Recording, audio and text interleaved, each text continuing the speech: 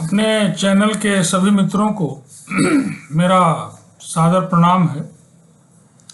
और आजकल लगातार मोटिवेशनल वीडियो और जीवन को जो सुखद कैसे बनाए उसी पे ज़्यादातर वीडियो आ रही हैं। और छात्रों के लिए ये बेहद आवश्यक है, क्योंकि जो हायर एजुकेशन के छात्र हैं अब उनको अपनी ज़िंदगी में प्रवेश करने के द्वार पे खड़े हैं। जो सांसारिक जीवन उनका होगा, एमएससी का छात्र है या बीएससी फाइनल का छात्र है, तो एक्चुअली वो अब तो जीवन में जा रहा है। इसीलिए ये जितने वीडियो हैं समाज हित में तो है ही हैं, और अपने छात्रों के हित में विशेष रूप से हैं, क्योंकि वही आगे चल के समाज का निर्माण भी कर रहे हैं। आज का जो विषय है बेहद उपयोगी है और पिछले 30-40 साल के मेरे अनुभव पे आधारित। मैं गांव में बिलोंग करता रहा, गांव से तो हूँ ही, 90% आदमी गांव से ही हैं और शहर में आए हुए हैं। और चाहे वो शहर हो चाहे गांव हो, सभी जगह ये विषय है कि संयुक्त परिवार एक वरदान है या अभिशाप है। खास करके नई पीढ़ी के लिए, जिनको संयुक्त परिवार से बहुत सारी परेशानियां हैं, उनके लिए ये वीडियो बेहद उपयोगी है। मेरा अपना मानना है और जो अनुभव है कि संयुक्त परिवार पूरी तरह से जीवन का एक वरदान है। संयुक्त परिवार में पलने वाला बच्चा समाज के लिए सोशल होता ही होता है। लोगों के बीच में पलने वाला बच्चा एकाकी पलने के जो दुर्गुण हैं उनसे निश्चित रूप से अछूता रहता है। ये मेरा मानना है। बांट के खाने की प्रवृत्ति और त्याग की भावना निश्चित रूप से संयुक्त परिवार की देन है। और समाज में त्यागी अगर नहीं है, आप पहले परिवार के लिए त्यागी हों, खुद की इच्छाओं के लिए भी अगर आप त्यागी हैं, परिवार के लिए उससे बड़ी इकाई परिवार है, समाज है, देश है, इन सब में त्याग एक बड़ा फैक्टर है। और त्याग का जो बीज है आपको संयुक्त परिवार से मिलता है। संयुक्त परिवार में बच्चे बड़े आसानी से, गार्जियन को भी नहीं पता चलता था कि बच्चा कैसे पल के बड़ा हो गया। और संयुक्त परिवार में पलने वाला बच्चा बहुमुखी प्रतिभा का धनी होता था। कारण है कि उसके चाचा, उसके भाई, उसके भतीजे, सारे लोग की अलग अलग क्वालिटी होती है, अलग अलग इंटरनल प्रॉपर्टी, इंट्रिंसिक प्रॉपर्टी है, जो कहीं न कहीं उस बच्चे में साथ में पलने में समाहित होती है। एकाकी जीवन में एकाकी परिवार तो एक तरह से इतना कठिन है कि मत पूछिए। यहाँ थोड़ा मैं ब्रॉडर सेंस में बात करूँगा, नए जमाने को लेती हुए, कि ठीक है आज के इस ग्लोबलाइजेशन में कारोबार या नौकरी एक ही जगह रह के नहीं हो पाएगी। पहले की बात थोड़ा डिफरेंट थी। ठीक, आप रहिए, भिन्न भिन्न शहरों में रहिए, अलग अलग जगह रहिए, लेकिन जब कोई त्योहार पड़े, कोई फंक्शन पड़े, तो जरूर कष्ट उठा के भी एक साथ उसे मनाने की प्रवृत्ति डेवलप करिए। उससे भी क्या होगा कि बच्चा कुछ दिनों के लिए ही सही सबके साथ आएगा, 2 दिन रहेगा, 4 दिन रहेगा, तो पार्शली उसको एक संयुक्त परिवार का बोध होगा। और ये भी जरूरी है कि अगर आप भिन्न भिन्न शहरों में हैं तो फेसबुक से दुनिया भर के फ्रेंड बनाते फिरिए, उससे बेटर है कि अपने भाई बंधुओं को भी आमंत्रित करिए अपने फंक्शन में, या सबका आना जाना लगा है। बहुत सारे हमारे मित्र हैं जिनके भाई लोग अकारण ही, ऐसा नहीं कि कोई काम पड़ गया, चले आते, एक भाई दूसरे के यहाँ, दूसरा भाई पहले वाले भाई के यहाँ, क्या भाई 4 दिन रहने के लिए बच्चों के साथ जाते हैं। वो बच्चे आपस में इंटरेक्ट होते हैं और वो वरदान है। कभी कोई समस्या आ गई तो चुटकी में हल हो जाती है, चुटकी में। एकाकी आदमी बड़ा कमजोर है। एकाकीपन में पलने वाला बच्चा इतना स्वार्थी है। लड़कियां भी जो एकाकीपन में पलती हैं, जिन्होंने कभी परिवार में 4-6 लोगों का खाना देखा ही नहीं है, वो जिन परिवारों में जाती हैं, बाई चांस अगर उनकी शादी किसी सोशल परिवार में हो गई जहाँ 2-4-10 आदमी खाना खाते हैं, तो समझिए उसके लिए बड़ा कष्टकर जीवन हो जाता है, क्योंकि उसने देखा ही नहीं। एक दिन में तो आदत डेवलप होगी नहीं।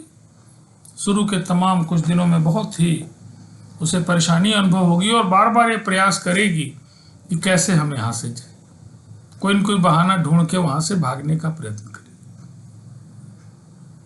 तो संयुक्त परिवार ईश्वर की बहुत बड़ी देन है, और विदेशों में संयुक्त परिवार नहीं होने के कारण जो विदेशों में दुर्गुण और जो मानसिक अवसाद का लेवल इतना हाई बहुत पहले से है कि भारत में शांति की खोज करने के लिए बनारस और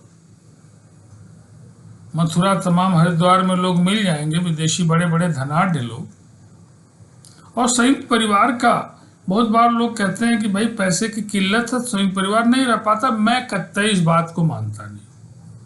मैं बहुत सारी फैमिली में जानता हूं जहां पे पैसे का प्रचुरता नहीं है, अभाव है, फिर भी वो लोग साथ रहते हैं। और ऐसे तमाम परिवारों को मैं जानता हूं। कुछ तो नामी परिवार हैं, अंबानी के भाई बंधु हैं, और कई नेताओं को मैं जानता हूं, नाम नहीं लूंगा, जिनके भाई भाई में बोलचाल ही नहीं रही।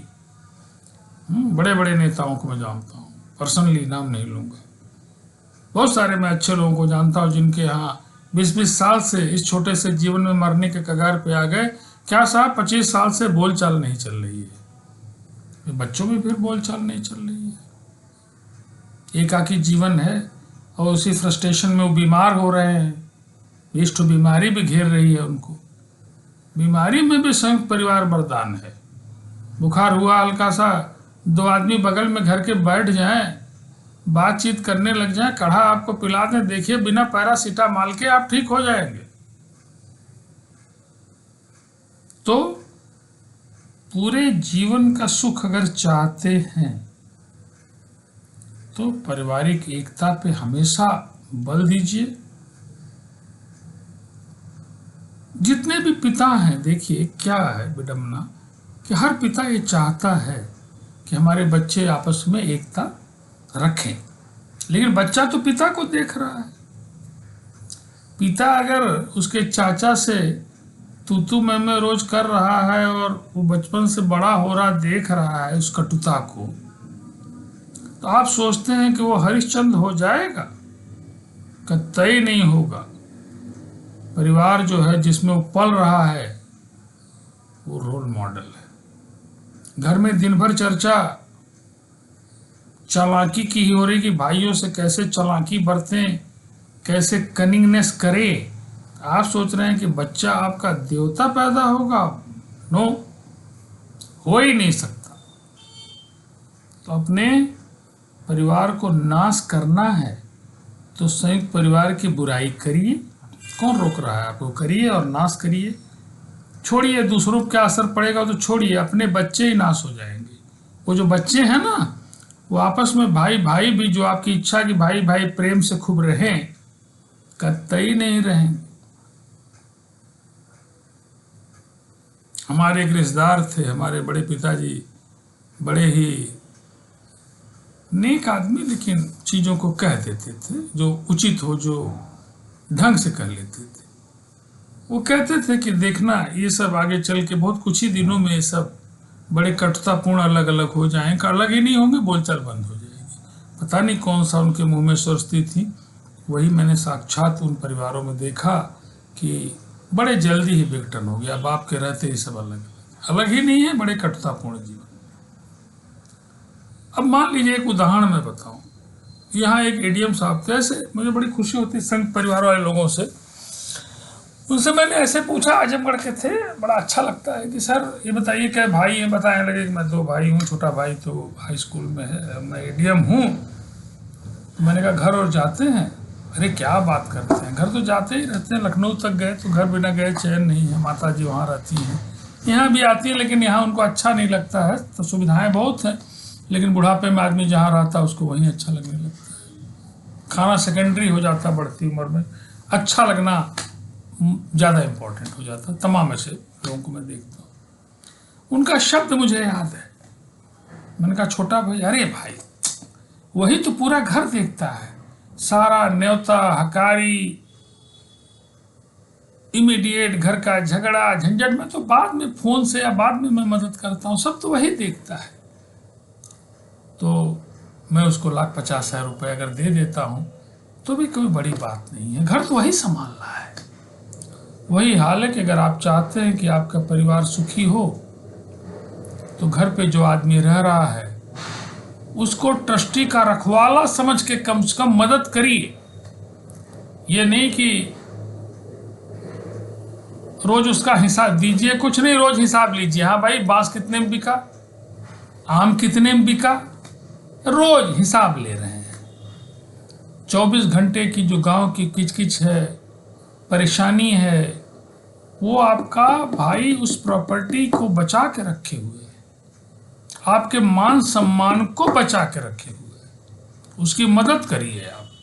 हमारे पिताजी बराबर कहते थे, एक हमारे परिवार में परिवार था, अब तो खैर बेच उच के वो सब पूरा ही चले गए यहाँ से, बड़ा घर और सब बेच डाले, बेच ही नहीं डाले, बड़े नालायक टाइप के सब निकले। ठीक है उनकी प्रॉपर्टी बेचे, उसका हम कोई गिला शिकवा नहीं है, लेकिन पिताजी पता नहीं कैसे कहते थे कि ये सब बड़ा बुरा हाल इन सबों का होगा, क्योंकि जो भाई घर पे रहता है वो बड़े त्यागी है, सबको आने पे खाना पीना सेवा शादी ब्याह सब कर रहा है। लेकिन ये सब क्या है, आते हैं तो बस कुछ देते होते नहीं, खाली हिसाबें लेते हैं। हाँ भाई कितने में बांस बिका, कितने में खूंटी बिकी, देखना क्या दशा होगी, और वास्तव में वही हुआ। तो अगर आप चाहते हैं कि आपका खुद का जीवन सुखी, छोड़िए भाई का जीवन सुखी होगा, परिवार का सुखी होगा, वो तो छोड़िए, अपना देखिए। अगर आपका जीवन चाहते हैं सुखी हो तो एकाकी जीवन की भावना को त्यागिए, और त्याग की भावना को अंदर लाइए। मानसिक सुख भी होगा, और मन प्रसन्न है तो फिर शरीर भी प्रसन्न होगा, छोटी मोटी बीमारी भी आप देखेंगे कि वो भी ठीक हो जाएगी। और गाड़ी में हर डिब्बा इंजन नहीं हो सकता, इसका ध्यान रखिए। परिवार में सबकी कमाई एक जैसी नहीं हो सकती है, सबका ब्रेन एक जैसा नहीं हो सकता। जैसे कहते हैं ना मोदी जी, अब 140 करोड़ आदमी, सबका क्या ब्रेन एक जैसा है? लेकिन वो बार बार क्या कहते हैं, क्या स्लोगन उनका है? सबका साथ, सबका विकास, सबका विश्वास, यही तो बोलते हैं। ऐसे ही सबसे छोटी इकाई परिवार है, उसके बाद गांव है, फिर उसके बाद शहर है, देश है। तो इसी तरह से परिवार में हर एक आदमी की कमाई एक जैसी किसी कीमत पर नहीं हो सकती, न एक जैसा ब्रेन हो सकता है, न एक जैसा स्वास्थ्य हो सकता है।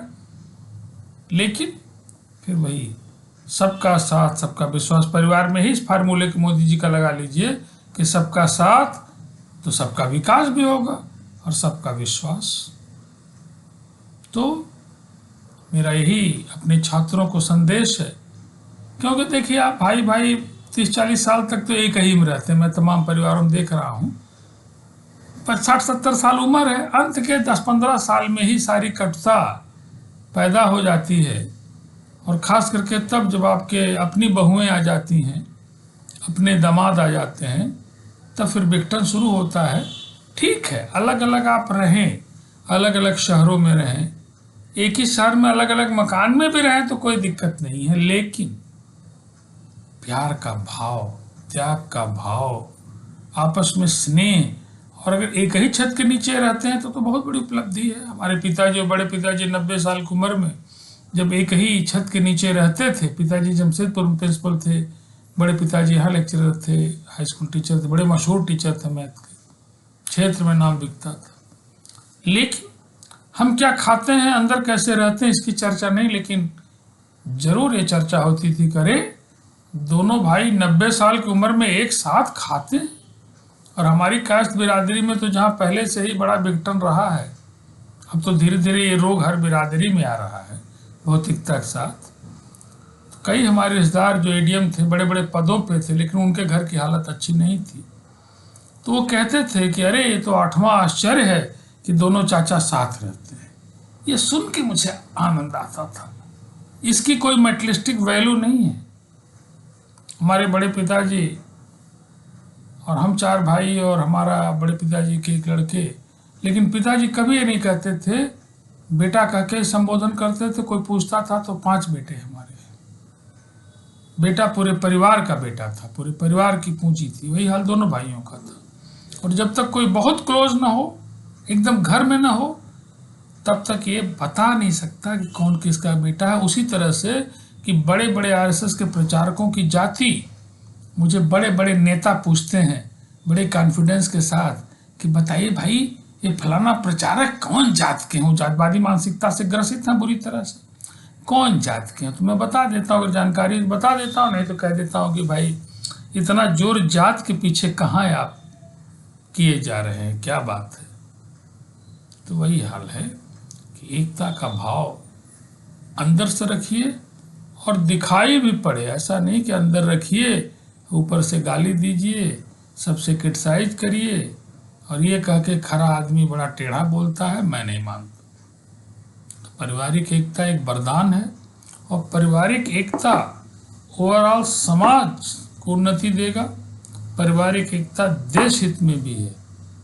तो हमेशा ध्यान रखिए कि परिवार, अगर आपका परिवार का दायरा फिर बड़ा रखेंगे, गांव के लोगों को प्रेम करेंगे, शहर के लोग प्रेम, वसुधैव कुटुंबकम तो तब आएगा कि पहले घर का।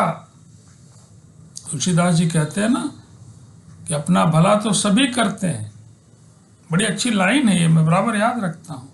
अपनों का भला कुछ लोग करते हैं। अपनों में अपने नात बात, अपने परिचित, अपने कम से कम जान पहचान के लोग का भला कुछ लोग करते हैं। और सबसे हाई क्लास की डिग्री कि सबका भला तो कोई प्रभु का दास करता है। तो प्रभु का दास बनने की कोशिश करिए।